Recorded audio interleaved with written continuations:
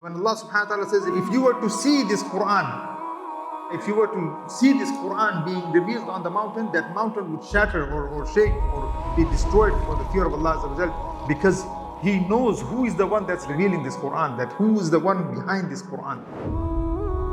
These are very important points that we as Muslims have forgotten.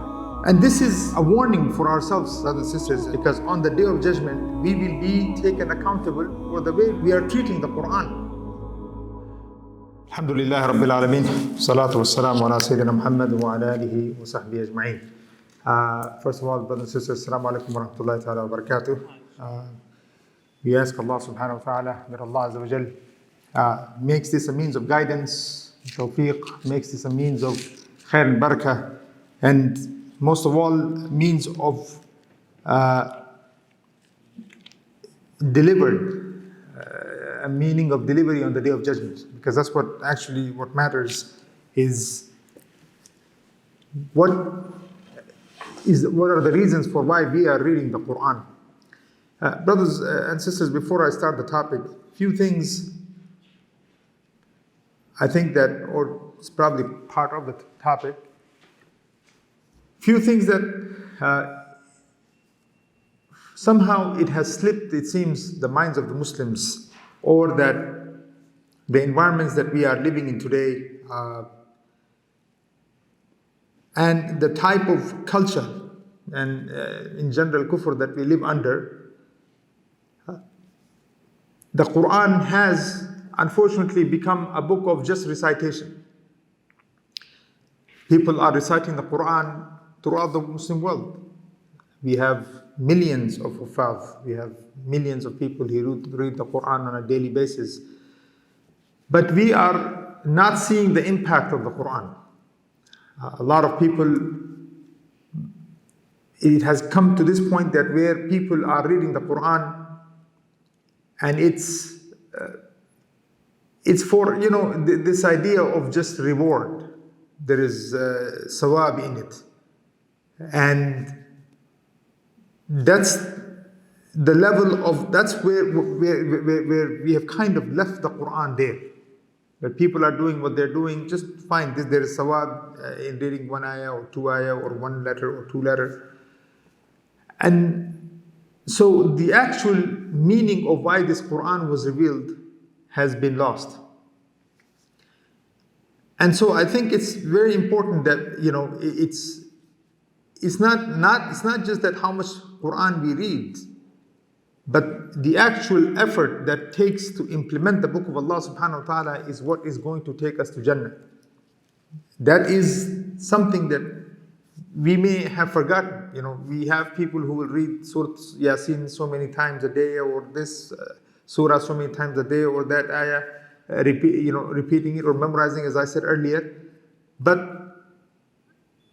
the actual, the effort to actually implement the book of Allah and the amal, that your effort to do what is required by the Quran is what is going to take me or you to Jannah.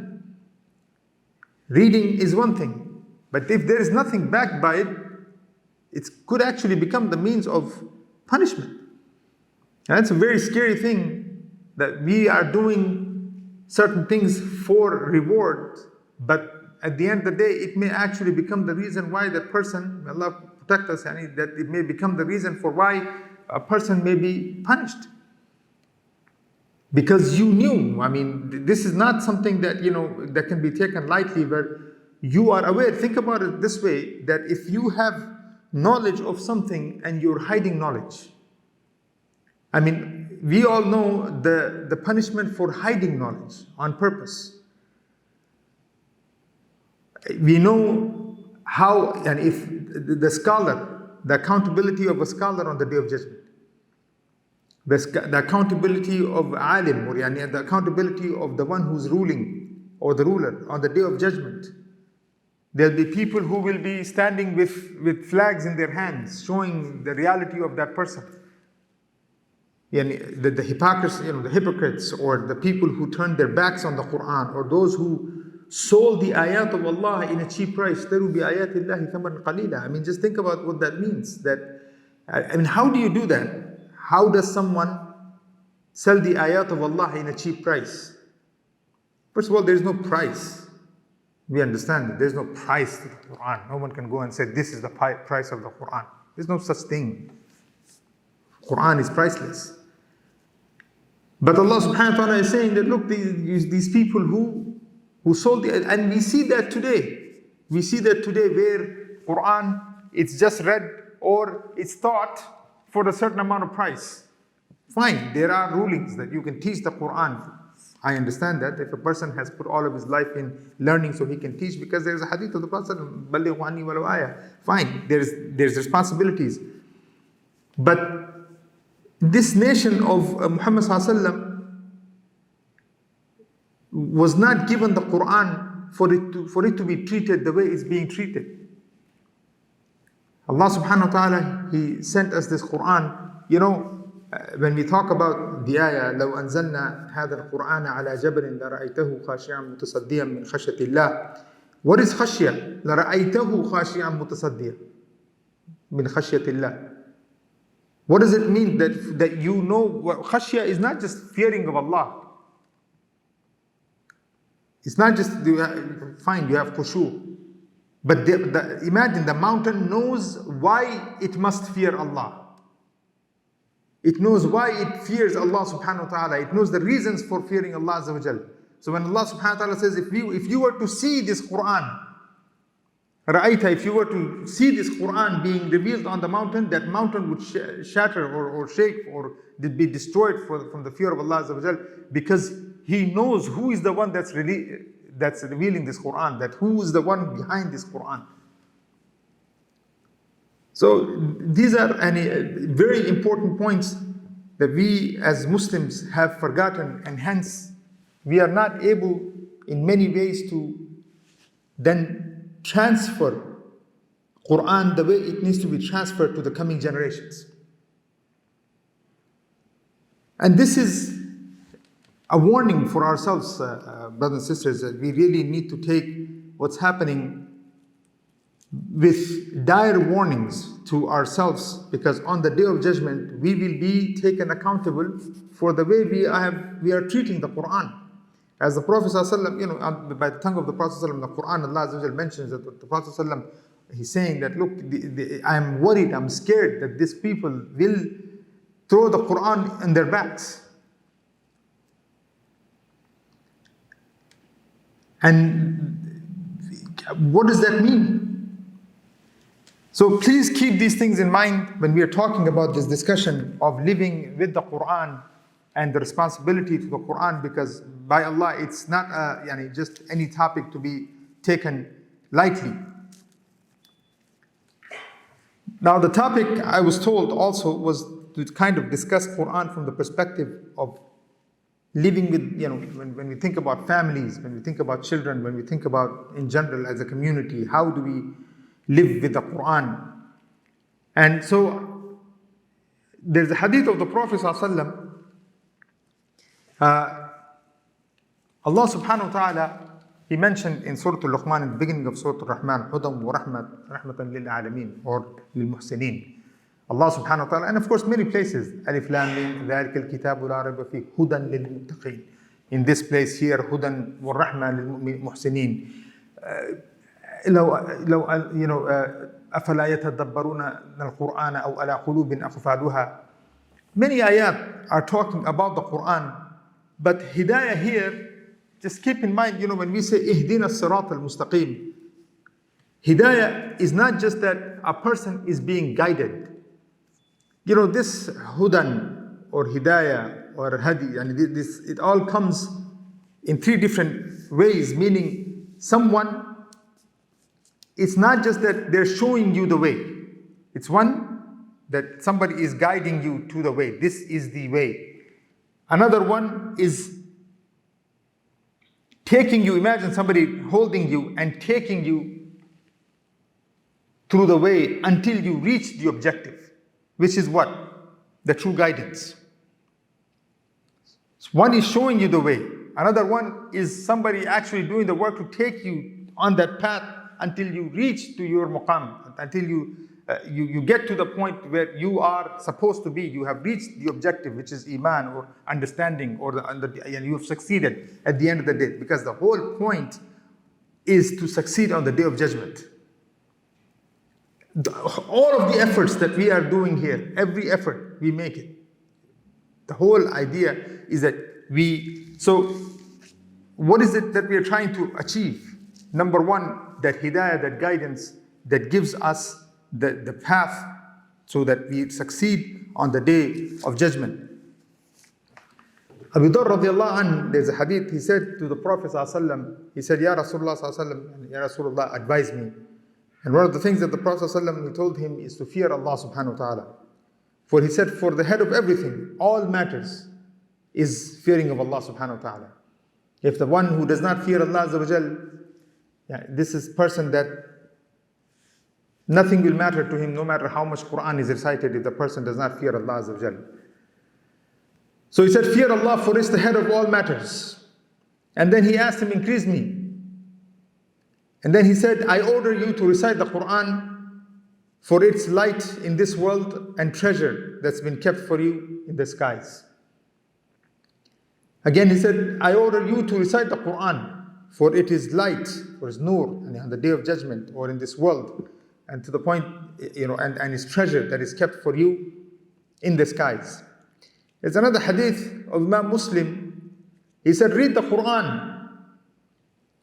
It will be shifa for you. It will be shifa for its companion, meaning the companions of the Qur'an, the constant sahib al-Qur'an, the person who's constantly, who's day and night, who cannot separate himself from the Qur'an or reciting the book of Allah Azza wa Jal, no matter where, night or day. And of course, many things like this, the hadith that discuss the blessings for the one who is the companion of the Qur'an. But one of the things that the mentions is that the one who orders the good that the Qur'an orders, and the responsibility of the one who memorizes the book of Allah. The one who memorizes the book of Allah. One can memorize the book of Allah to show off. I have a brain this big. I can memorize for the sake, I can memorize anything. I am so good with languages. I'm so good with this. I'm so good with that. If that's the reason why you memorize it, and if you got that fame and whatever it is that you were looking for, you will get it in the dunya. Allah will pay you. Allah will give it to you, that favor, if that's what you wanted. If you wanted that from the Quran, fine. And we find this. We find people like that who are amazing when it comes to the way they read the Quran and things like this. And we see them that they cannot stand, one day they will not defend the same Quran that they read. Imagine a person who memorizes the Quran, reads the Quran in the most beautiful voice that he has. That's again been given to him by Allah Azza wa Jalla. He recites in front of millions of people, in masajid, in the haram, and here and there. He's invited every place that you can think of. And he's been given honor because of that Quran. The person was given that honor because of that Quran. But then he does not have imagine what did he actually get from the Quran. As Abdullah ibn Mas'ud, he said, there are people who will read the Quran and it will not reach their throats. And it will not go further than their throats. And if you know, Abdullah ibn Umar and Abdullah ibn Abbas were from the fuqaha of the Sahaba. And he would say, it will not even reach their throats or further than their throats. And now imagine that Quran, if it did not reach their, meaning it never entered their hearts. And that's why Allah Azza wa Jal, when He said, أَوْ عَلَى قُلُوبٍ أَقْفَالُهَا, or is it that their hearts are dead, meaning their minds, their hearts, never reached its objective. Because your purpose was what? The purpose was to show off, to be whatever it is in the dunya, you got it. And so, but He says, who orders the good in it, meaning enjoins the good and forbids the evil. And this is what it means when we say Sahib al-Quran, or the companion of the Quran. Companion of the Quran is not somebody that constantly just memorizes the Quran. It's good for him. But the Quran has obligations upon him. The moment this knowledge, brothers and sisters, this Quran, it is an amazing responsibility, because it takes you accountable also. And that's why when I mentioned that ayah, imagine, yani Allah says, if he was revealed upon the mountain, what would happen to the mountain? How about the one who realizes this and then recites it, memorizes it? Imagine his accountability in his own head, what he should be thinking of, that how this Quran might come for him or against him on the day of judgment. There's another hadith of the Prophet ﷺ, he said,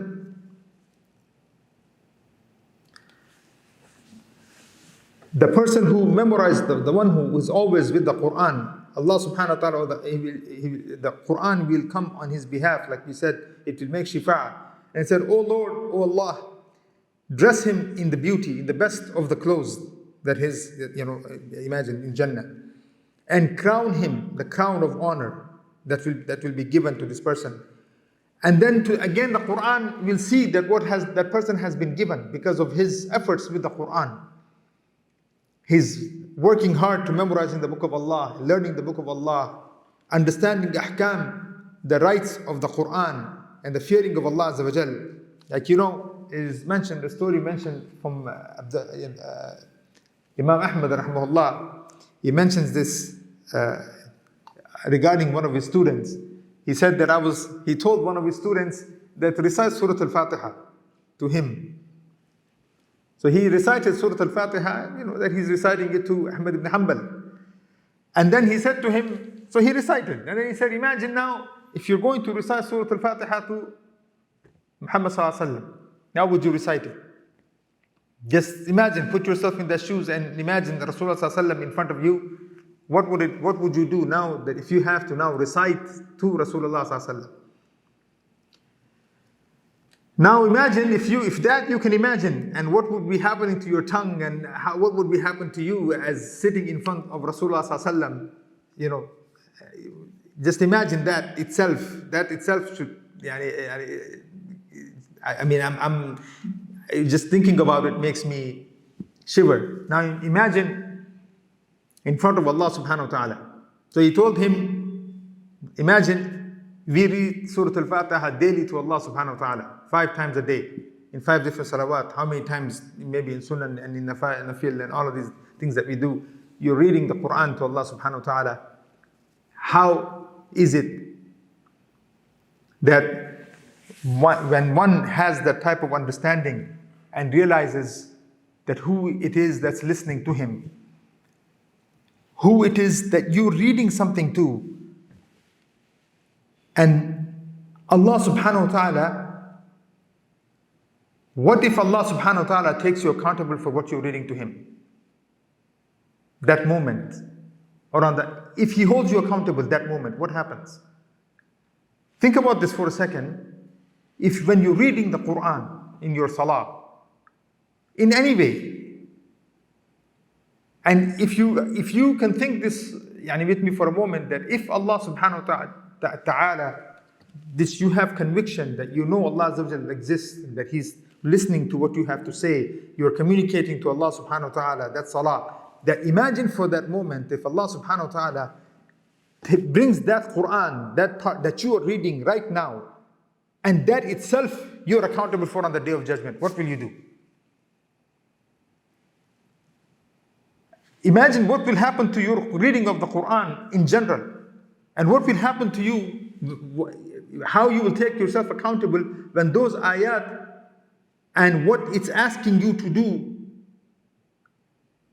what you will not do to make sure that those ayat you are not taken accountable for. You do everything possible to make sure that you can, you do the work in order to make sure that those ayat, you fulfill the rights of those ayat. How about the rest of the Quran?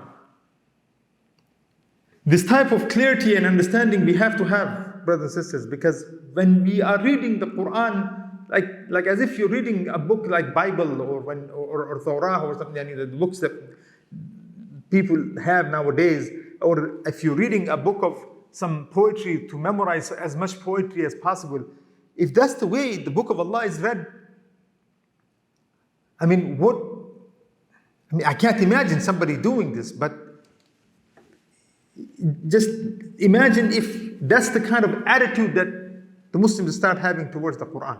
And in many ways we do. Our attitude towards the Quran is nothing more than a book to be recited, period. So he says to him, "O Allah, dress him in the beauty, in the beauty from the clothes of Jannah. Crown him the crown of honor. And then he will say, increase him, O Allah, and he will be given jewelry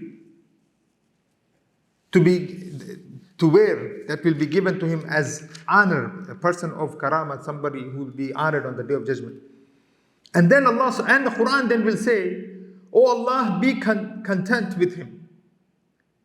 Be content with him." So Allah subhanahu wa ta'ala will be content with him. You know, just think about the Quran, the book that you hold in your hand, will one day will make that dua for you, or make that shifa for you, or will be there for you on the Day of Judgment when you're reading the book. And just think about what's happening here, that this Quran is coming to you and is going to be the one that's going to be asking on your behalf. So then let's take ourselves accountable for how we are treating and what we are doing with the Quran, or treating the Quran, because this may be the reason why we gain success. That might be the reason, because of that shifa, you might actually get to Jannah. Another hadith of the Prophet ﷺ, the Prophet ﷺ, he said, fasting and the Quran will make shifa. As I just mentioned, another hadith here, so this is another hadith. And the fasting will say, "Oh Allah, I stopped him from eating and drinking during the day." And the Quran will come and will say, "Oh Allah, I didn't allow him to sleep because of the amount that he used to read of the Quran. Constantly reading the Quran." And this is another hadith sahih, according to Tabarani. And here also, this is something for the parents, because of course here we were talking about accountabilities, we were talking about the virtues of the Quran, and the virtues of the one who memorizes the Quran, and the virtue of the one who constantly is with the Quran. Hadith of the Prophet ﷺ, he said, the parent, imagine this, the parent who teaches his children Quran. This is the summary of the hadith. He teaches him how to read the Quran. He teaches him how to, his accountability and responsibility of the Quran. He teaches him the rules, the regulations, the ahkam of the Quran. So it's not just that he teaches him how to read the Quran. He teaches him all of the necessary things that now when he reads or memorizes the book, what it asks. So all of the rules, the haram and the halal and the mubah and the mandub and all of this that he teaches him, this is what Allah wants from you when you read this. This parent will be given again a crown of light, and that light will be brighter than the sun itself. And they will be given the jewelry from Jannah, to the point that the parents will be in shock, that they will ask, "Oh Allah, why are we being given this type of honor?" And they will say, and Allah subhanahu wa ta'ala will answer, "Due to your children. Not only did they read the Quran, but they fulfilled the rights and responsibilities of the Quran." Imagine your parents. Just recently, both of my parents have passed away. And I'm thinking, on the Day of Judgment, inshallah, Ya Rabbi, we ask Allah out of His mercy to all of our parents, that we see them on these thrones with crowns on their heads that are brighter than the sun, with these beautiful clothes and beautiful jewelry. And why? Because they taught us the Quran, and that we work to bring back the Quran and make it alive again. Because that's what it actually means here.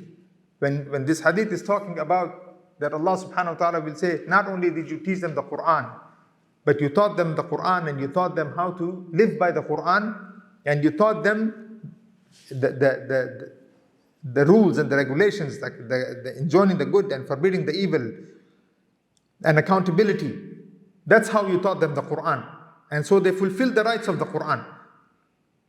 And because of that, they will be given this honor on the Day of Judgment.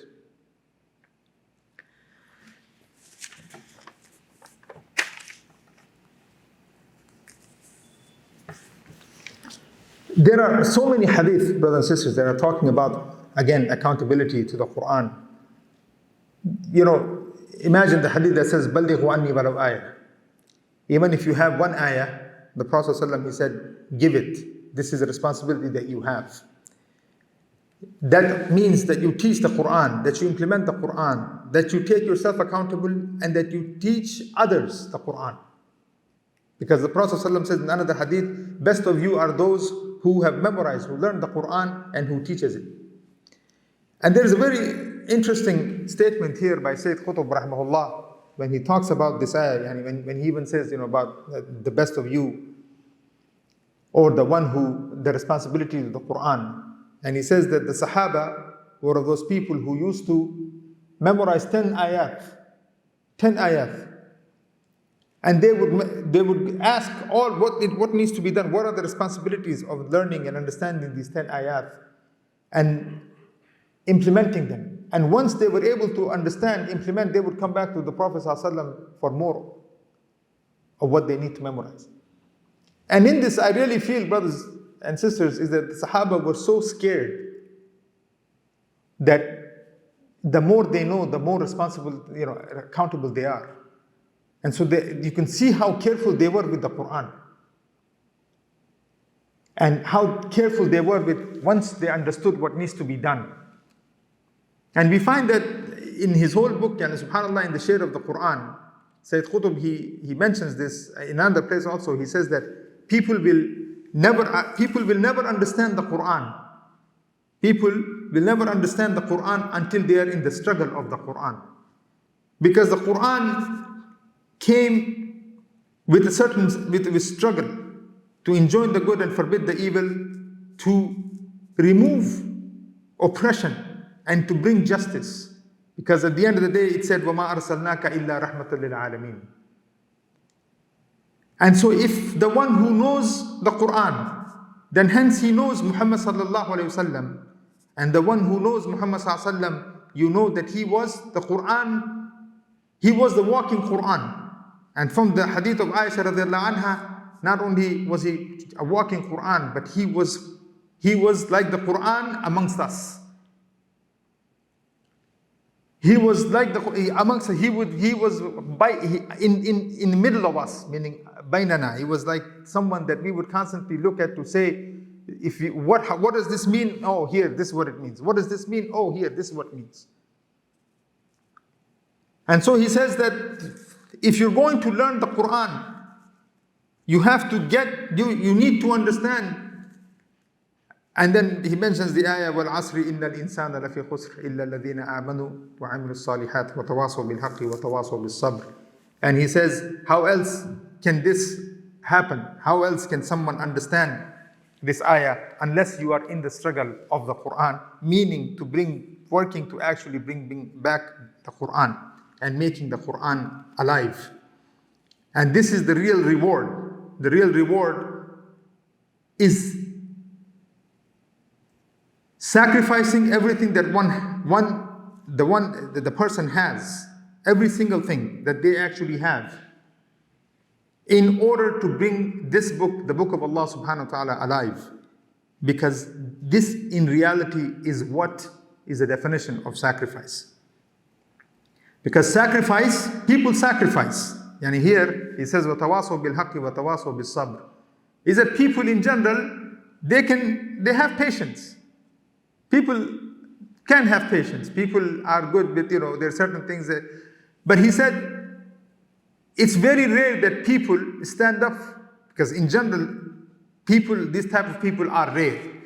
These type of people are rare in general, so then it's hard to find those, that they actually stand up for something that matters, a purpose, which is وَتَوَاصَوْا بِالْحَقِّ وَتَوَاصَوْا بِالصَّبْرِ. That they are able to actually stand up for haqq and having that patience. And what is it? Where is this patience? On what basis is this patience required? Oh, because of the Quran asks them to have that patience. And where is that patience found? In the Quran, because the Quran asks them to implement 1, 2, and 3, and hence the requirement for sabr comes. And where is that sabr? Again goes back to the Quran and says, at the end of the day, this patience is required from you, because that's what is going to take you to Jannah. And if you don't have, inna Allah ma'as sabirin. And then he connects that back to saying وَلَنَبْلُوَنَّكُمْ بِشَيْءٍ مِّنَ الْخَوْفِ وَالْجُوعِ وَنَقْصٍ مِّنَ الْأَمْوَالِ وَأَنفُسِ وَالثَّمَرَاتِ وَبَشِّرِ الصَّابِرِينَ. It's amazing. Sometimes when you read Sayyid Qutb, you get lost, and it's so amazing that the things that flow when he writes. Because he says, what else are you reading this Quran for? It's another place. He talks about just a simple surah. أَلَمْ تَرَ كَيْفَ فَعَلَ رَبُّكَ بِأَصْحَابِ الْفِيلِ. And you think about the ayah, how many of us we've read that 1,000 times? These are the last 10 surahs of the Quran, are the most read ayah surahs. We just read all the time. And when you think about it, why was this surah even read to the kuffar of Quraysh? What was the reason for this recitation to them? أَلَمْ تَرَ كَيْفَ فَعَلَ رَبُّكَ بِأَصْحَابِ الْفِيلِ أَلَمْ يَجْعَلْ كَيْدَهُمْ فِي تَضْلِيلٍ وَأَرْسَلَ. Why? I mean, Rasul ﷺ is telling them, you actually went through this. Look at this. Look, again, he's reminding them of the Quran. By the Quran. And he's telling them that, look, you actually saw this event that I am reading to you. Because remember, the Prophet ﷺ, this was Am al-Fil. He was actually born in this year. So he's telling them, did you not see what happened to those companions of Fil? When they did not listen to Allah Azza wa Jal, they did not heed the warnings of Allah Azza wa Jal. They wanted to destroy the Kaaba. He thought that he had the nerve to think that he could actually destroy the Kaaba. And he even took the steps, prepared an army. But what happened to him? And what happened to his army? And what did it really take us to destroy him? And you Arabs who know this language, who saw the event, that's why the Prophet ﷺ was reading them the event. And then he's telling them, do you think that we can't do this to you? O Quraysh, if we can do this to these kings, all the way he came from Yemen to do what he wanted to do, he thought he could do this to the Kaaba. If you think that you will be left alone, didn't you see what we did to them? To Ashab al-Fil, to this king, to this army, to the point that none of them was able to go back. And even if anybody survived, they died of some type of disease. So look, the point I'm making here with these readings is that nothing of the Quran was not connected to realities. They were not disconnected. The surahs or the ayat were not disconnected. And this is why I am, I think I have to, time is the issue. So I'm just making this connection here that, look, brothers and sisters, simple surahs, like even the simplest surahs, and whether it's Wal Asr and so many hadith that I mentioned here, Quran that I mentioned here, wallahi, if we are not able to connect the Quran to the realities of today, Quran will become disconnected to us. If you're not able to realize what it wants from you today, now as we speak. Because when the Prophet ﷺ was telling them about the surah, it's not something that had happened that moment. But the Quraysh remembered that, and he reminded them of that. And he told them that, look, this is the reality I'm connecting you with, so you better realize what the same Allah Azza wa Jal could do to you. We ask Allah subhanahu wa ta'ala that the Quran that we read, that it becomes a means for our maghfirah, and that it becomes, it's actually that we read this Quran with the clear understanding for what it is asking from us, and so that we can fulfill that right, even though I know it is not an easy task. Wa jazakumullahu khairan. Assalamu alaikum wa rahmatullahi wa barakatuh.